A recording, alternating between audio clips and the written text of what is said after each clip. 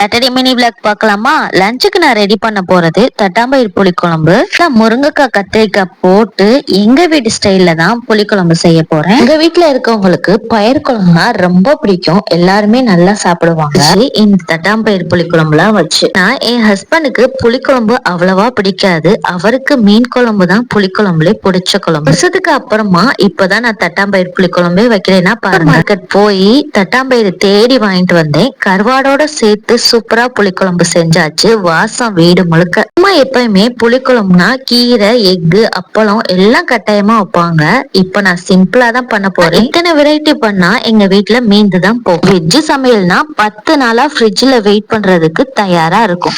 நான் தட்டாம்பயிறு புளிக்குழம்பு சைடிஷுக்கு நல்லா வெங்காயம் போட்ட ஆம்லேட் தான். செம்மையா வயிறு ஃபுல்லா சாப்பிட்டாச்சு.